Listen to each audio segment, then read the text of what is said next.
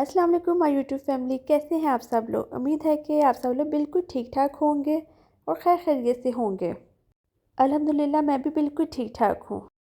आज मैं आपके लिए बहुत ही ज़्यादा मज़ेदार और ज़बरदस्त किस्म का चना पुलाव की रेसिपी लेकर आई हूँ। मैं वाइट चना पुलाव बनाऊँगी जो कि मेरी मम्मा की रेसिपी है। मेरी मम्मा इसी तरीके से बनाती हैं और वो बहुत ही ज़्यादा मज़े का होता है। उम्मीद है कि आपको भी बहुत ज़्यादा पसंद आएगा। अब हम अपनी मज़ेदार और टेस्टी रेसिपी की तरफ चलते हैं। चना पुलाव बनाने के लिए सबसे पहले यहाँ पर मैंने आधा किलो चने लिए हैं जिसको मैंने बॉईल कर लिया है। मैंने कुकर में चने 10 मिनट के लिए बॉईल किए हैं। आप चाहे तो देगची में भी बॉईल कर सकते हैं, पर देगची में जो है टाइम ज़्यादा लगेगा, कुकर में जल्दी हो जाएंगे। चने आप अपने चावलों के हिसाब से कम या ज़्यादा भी कर सकते हैं। मैंने भी इसमें से थोड़े से चने निकाल लिए थे। यहाँ पर मैंने 3 बड़े प्याज लिए हैं जिसकी मैंने बारीक कटिंग कर ली है। 2 बड़े साइज़ के टमाटर लिए हैं और अब बाकी जो चीज़ें रह गई हैं वो मैं आपको रेसिपी के दौरान बताऊंगी। चलें जी, अब हम अपने मज़ेदार और टेस्टी से चने पुलाव की तरफ चलते हैं। यहाँ पर मैंने एक कढ़ाई ली है। मैं उसमें हाफ कप ऑयल ऐड करूँगी। अब मैं ऑयल में ये सारे साबुत गरम मसाले ऐड कर दूँगी। मैं सारी चीज़ों पर लेबल कर दूँगी ताकि आप वहाँ से देख लें। मेरे पास टाइम कम है क्योंकि गैस जाने वाली है, इसलिए मैं फटाफट और झटपट रेसिपी तैयार कर रही हूँ ताकि कोई भी चीज़ मिस ना हो। अब सारे गरम मसाले ऑयल में डाल दिए हैं। अब 1 से 2 मिनट के लिए इन मसालों को फ्राई करेंगे। अब मैं इसमें प्याज ऐड कर दूँगी। मैंने इसमें प्याज डाल दिया है। अब मैं इसे मिक्स करूँगी और 6 से 7 मिनट के लिए फ्राई करूँगी जब तक प्याज गोल्डन ब्राउन नहीं हो जाता। ये देखिए, जब जो हमारा प्याज है गोल्डन ब्राउन हो चुका है। अब मैं इसमें लहसुन अदरक का पेस्ट ऐड कर दूँगी। मैंने इसमें लहसुन अदरक का पेस्ट ऐड कर दिया है। मैं इसे एक दफ़ा मिक्स करूँगी और इसको भी 1 से 2 मिनट के लिए फ्राई करूँगी।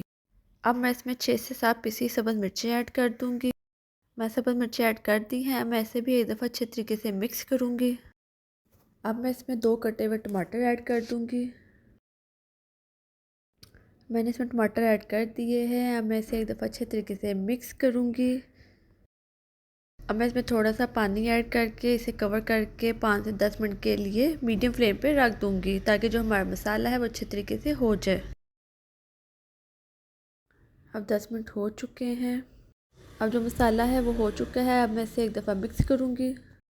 मसाला हो चुका है। अब मैं इसमें बाकी के मसाले ऐड कर दूँगी। नमक, लाल मिर्च, सूखा धनिया। मैंने इसमें बाकी के पिसे मसाले ऐड कर दिए हैं। अब मैं इसे भी एक दफ़ा अच्छे तरीके से मिक्स करूँगी। अब मैं मसाले को 6 से 7 मिनट के लिए तेज़ आग पे अच्छे तरीके से भूनूंगी। देखें जी, 6 से 7 मिनट हो चुके हैं और हमारा मसाला भी माशाल्लाह बहुत अच्छा भून चुका है। अब मैं इसमें चने ऐड कर दूंगी जो कि मैंने बॉईल किए थे। मैंने इसमें चने ऐड कर दिए हैं। मैं इसे एक दफ़ा अच्छे तरीके से मिक्स करूँगी और 4 से 5 मिनट तक इसकी भुनाई करूँगी। ये देखिए जी, चने हो चुके हैं। अब मैं इसमें पानी ऐड कर दूँगी। मेरे जो चावल हैं वो 1 किलो हैं, यानी कि 1 बाउल बनता है, इसलिए मैंने पानी भी 1 बाउल से थोड़ा सा ऊपर डाला है। आपने पानी अपने चावलों के हिसाब से डालना है।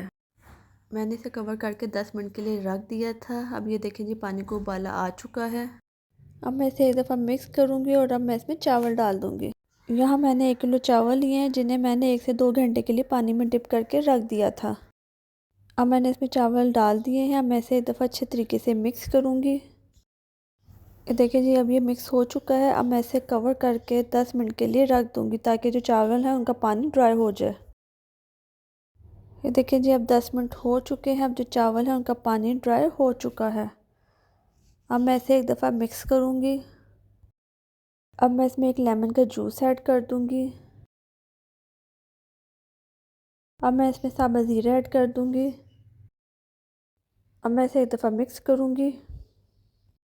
अब ये मिक्स हो चुका है। अब मैं इसे कवर करके 5 मिनट के लिए मीडियम फ्लेम पे रख दूँगी ताकि जो थोड़ा सा पानी रह गया है वो भी ड्राई हो जाए।